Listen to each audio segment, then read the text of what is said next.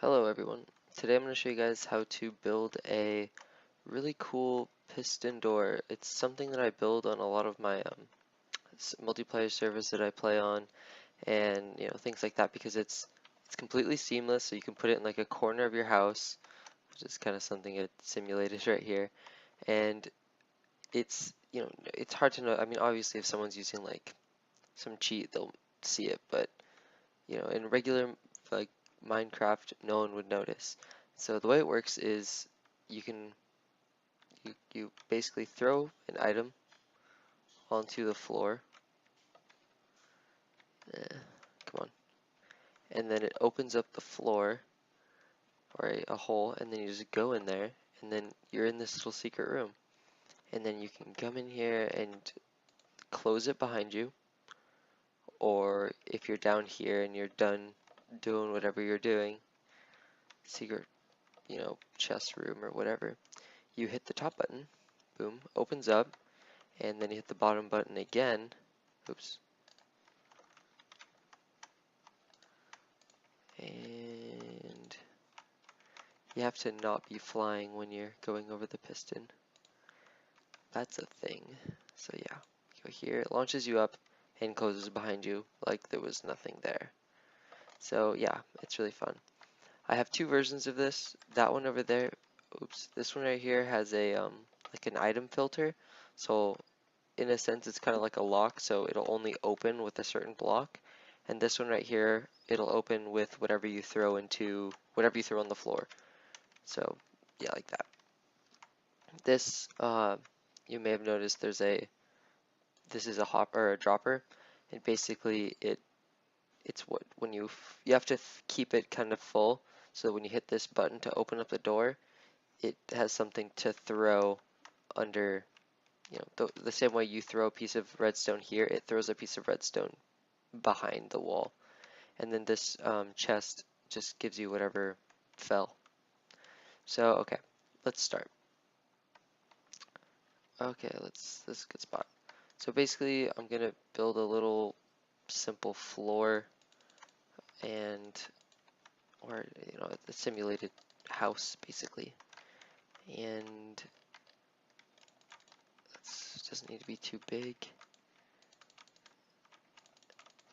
Okay. Alright, and this is gonna be the fake wall that we have. Cool. Alright, so now we have that. We need to pick a spot where we want to throw it. The corner is always super easy, so I'm going to do that. And wherever you pick the spot where you're, or actually, okay, so I'm going to pick it so that where I throw my item is going to be in the corner. So wherever you want to throw your item, you go over 2 blocks, and that's where the door is going to be. So right here, this is where the door is going to be. I'm going to go down, and then I have to go back another block to place these pistons. Oops. And just get that out of the way so I can place this one. And come on, there we go. So you guys probably already know how this works, but this piston, or these two pistons, push these 2 blocks over one, and then this piston will shoot this block up into the floor.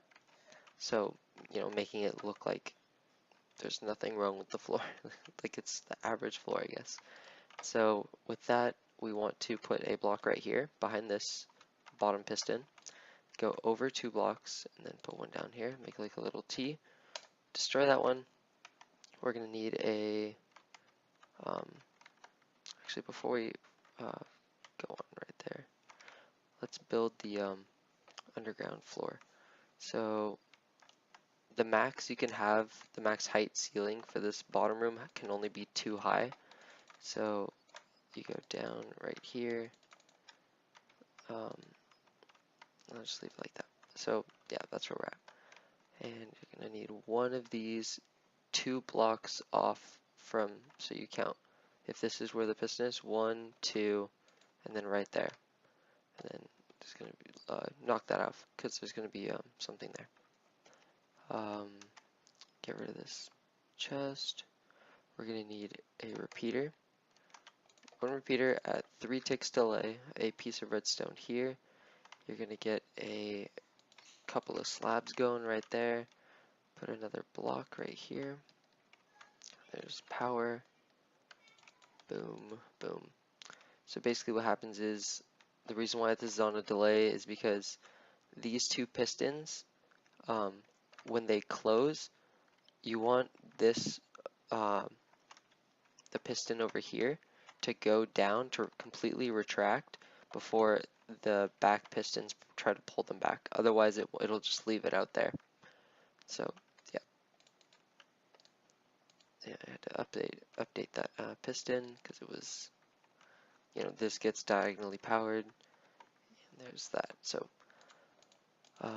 right here we're gonna need just one redstone comparator.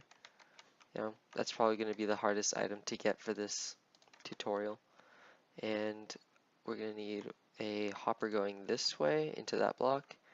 And then we're going to need to let's knock that back, get a chest.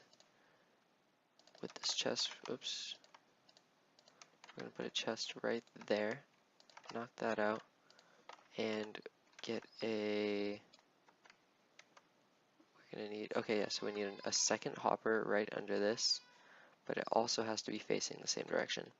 And what happens here is, the reason why we're pointing this away is so that if this hopper was pointing straight down, it would feed any items that go in here will go directly through.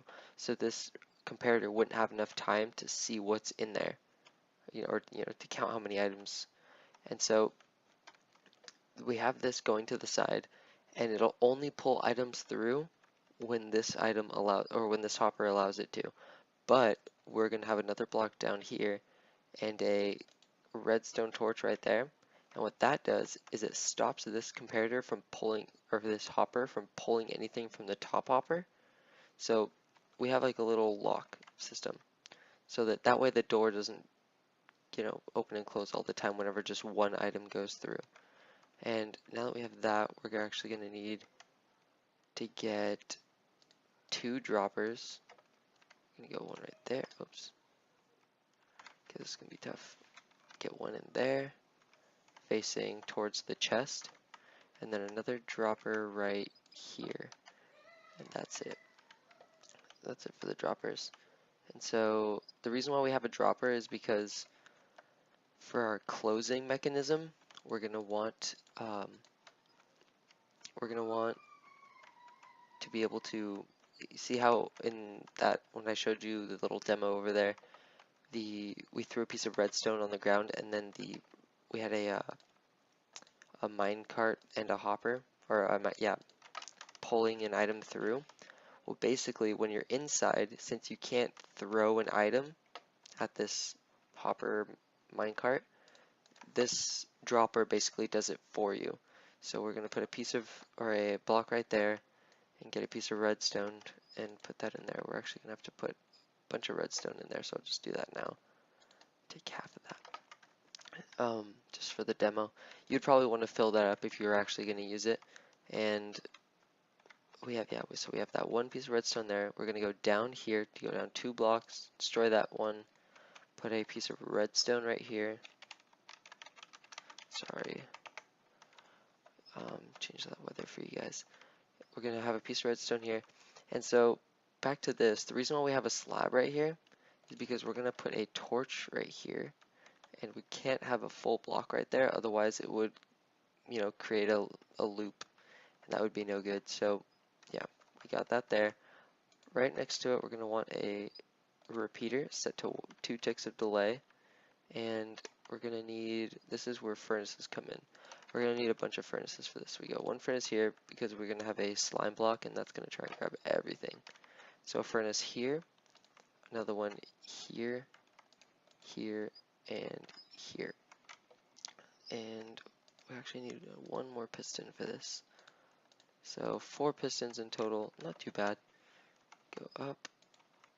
Oh no, I'm stuck. Get rid of that. So Yeah, and technically, I guess you don't have to use a furnace. It just you have to use something that a slime block won't grab.